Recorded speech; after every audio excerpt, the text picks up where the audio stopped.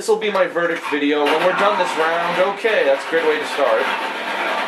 When we finish this round, I'll give my verdict, because I've played all the modes for the most part. I get a gist for the online play, so...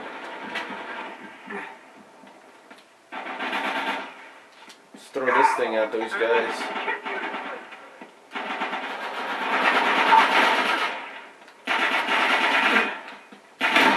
Nice, that was excellent use of terrain.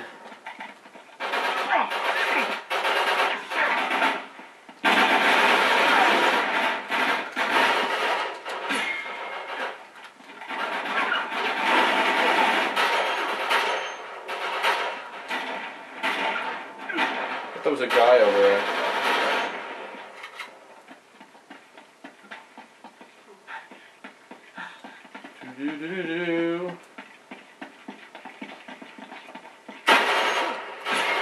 Oh my god, my guy went flying.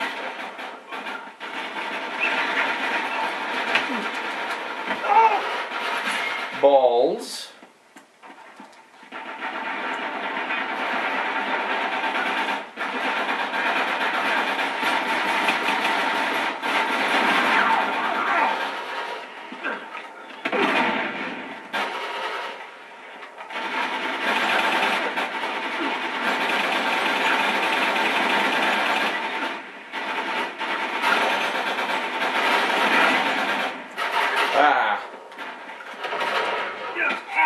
I'm in a chokehold, no!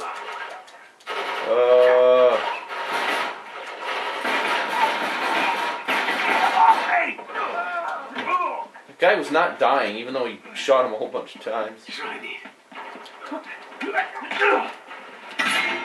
Killed him.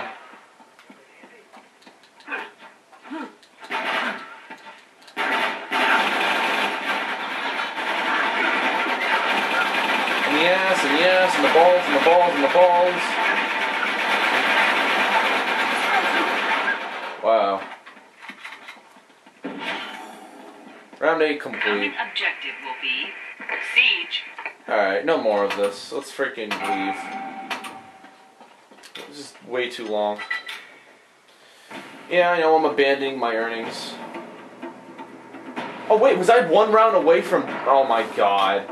I'd probably quit when there was like one more round left. Knowing my luck. No. Nope, I didn't want to do that. Okay, let's go back to the main menu. Okay, I hope I didn't skip anything. I mean, for the most part, it was pretty straightforward as far as the multiplayer and campaign was. So, okay, this concludes my footage of Uncharted 3: Drake's Deception. I don't think I took a lot of. You know what? There's no way I'm going to do my review with this nonsense going on. I'll put it like minimum volume. What the fuck, dude? Come on, go down. What is wrong with this controller? Ding dong, ding dong, ding. Alright, that's great. Anyways, I don't think I took an insane amount of footage for this game, and primarily the reason why was just because I have so many things to get to, and basically I played the co-op mode. There were 12 modes. I got an understanding for how the combat system works. I played the entire campaign, which was like 50 parts. I understand how that combat system works, so it's pretty much the same combat system for all 3 of the game modes. So it's not really, there isn't really anything new. Like once you've killed the different enemy types, like there's the soldiers with the large armor, and there's the soldiers that have the machine guns and the rocket launchers. Like there's different waves, guys that have the sniper rifles. Once you play through all the different kinds of enemies, you'll understand that, okay, these guys are going to attack me, I have to throw grenades. These guys are going to attack me, I just have to run up and punch them. So, all different sorts of approaches when you're facing the AI. As for the multiplayer was pretty enjoyable. I could see that they put a lot of time into the multiplayer. And for a game like this, like, you know how, like, for a game like BioShock, where the first game, they put a lot of time into the campaign, and the campaign was amazing, but then BioShock 2 was, it had an okay campaign, but it really wasn't that great, and the multiplayer was kind of suckish. So, this game is not like that game at all, really. They put a lot of time into the campaign and multiplayer, and the co-op modes, which, you know, are added content in case you want to play with 2 other friends of yours. And I'd say for the most part, how they scale out is pretty much even. The multiplayer is fun. I mean, yeah, you'll have people abusing it just like any other multiplayer game, but it's pretty fun. It's pretty fun to, run around. Team Deathmatch is a pretty long game mode. Free-for-all lasts like 3 seconds for some stupid reason, because the score limit is only 15 kills, which really doesn't make any sense, since 15 kills you can get in like 2 minutes, but those kind of quick matches, and maybe some people will like. And then there's the objective mode where you have to get that big idol skull and you have to put it in the treasure chest. And then there are different versions. There's like hardcore mode where you don't have the different perks and the abilities, and it's cool though. It's cool that you can upgrade your guy. You can unlock different AK-47s. You can unlock like unique weapons. You can unlock unique sniper rifles, shotguns, machine gun pistols, all sorts of different weapons you can use. And it's surprising that there are so many different guns, because the game is, again, it's all about that equilibrium. Half of the game is about, climbing obstacles and puzzle solving, and the other half of the game is the combat, the gunfighting, fighting enemies, surviving, co-op, whatever it may be. And I think that the game does a good job of establishing that equilibrium between the two. Now, sometimes the campaign did get a little ridiculous because that equilibrium wasn't always in sync. Sometimes there would be too many puzzles and it would kind of be stupid because they wouldn't give you enough hints. Or the combat would just be a little too over the top, like Nathan Drake would be fighting like 1,000 people for no reason, and it would be like, well, why is Nathan Drake fighting so many people? Like, I didn't think Nathan Drake was supposed to be a Terminator.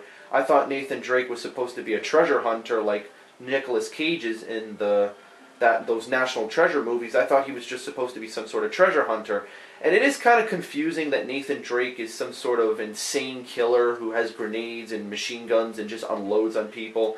Because I never felt that Nathan Drake was a mass murderer. I mean, seriously, think of all the people that Nathan Drake has killed just to uncover the secrets of his ancestors. It's kind of weird.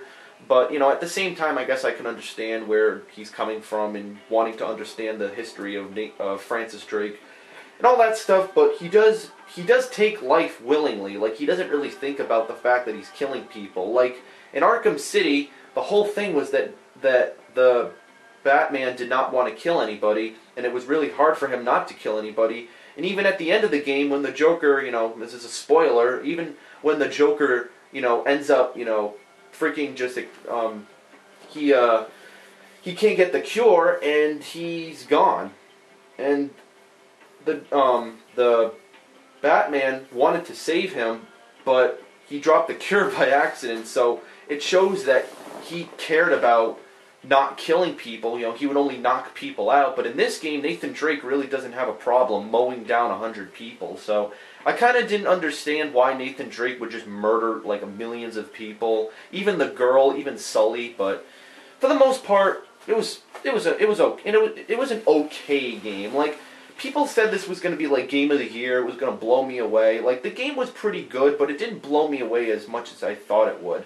The graphics were great. The music was great.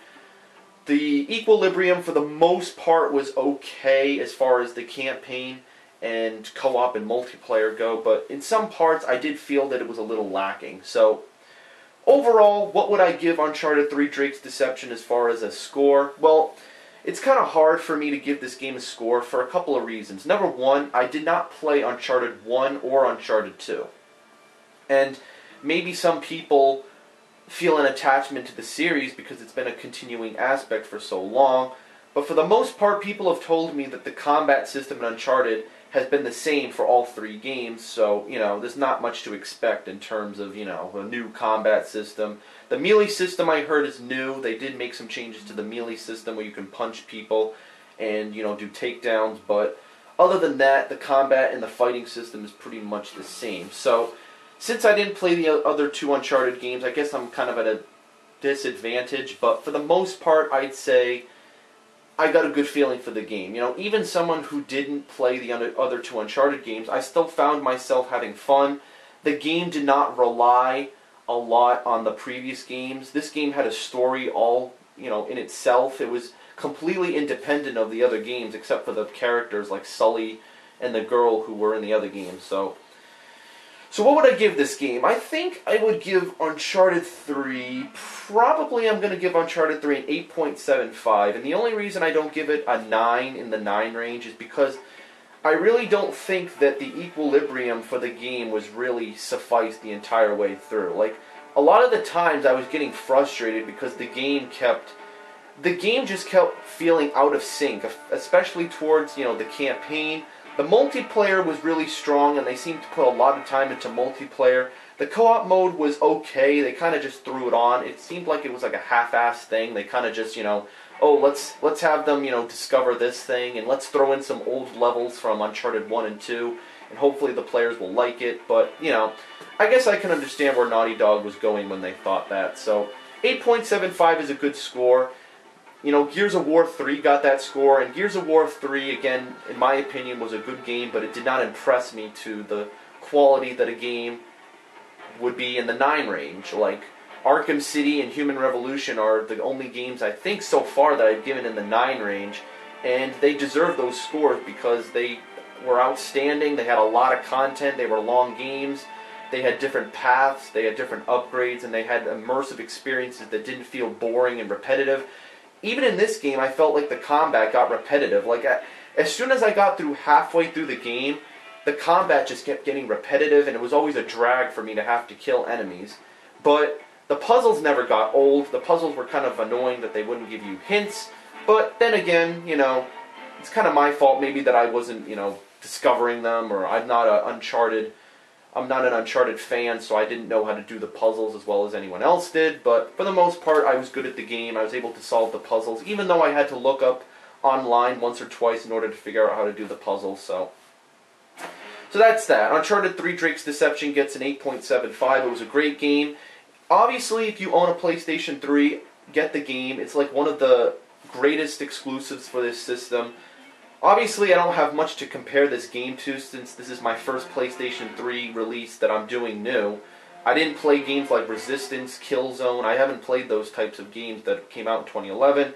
And again, I'm probably not going to get to those games if I were to do if I was just to, catch up on the story, later on, just on the side. I'm probably not going to be able to do it until early 2012 once this gaming season kind of tones down. So, okay, that's it. How many minutes did that take to review the game? Oh, it's only 12 minutes, and that was probably why, it was probably because I quit when we only had one more round to go in the co-op, but oh well, doesn't really matter. So, that's it. Uncharted Drake's Deception, that's it for the game. I don't know if I'm ever going to come back to this game. Like, the multiplayer's okay, but I don't really think it's not the type of multiplayer I would want to invest more time in, It's not like, oh, I've got to go play Uncharted 3, I've got to go rank up. Like, I don't really give a shit. Like, I think I'm like ranked 14 right now, and I don't really care that much to rank up. So it was an okay multiplayer experience, and the campaign, obviously, I've said everything. So yeah. So I hope you enjoyed all my footage of Uncharted 3: Drake's Deception. We have some co-op Modern Warfare 3 footage coming up later on, and then I'm going to jump into multiplayer for the Battlefield 3.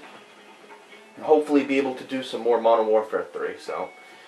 Okay, let's get off this. My voice is killing me.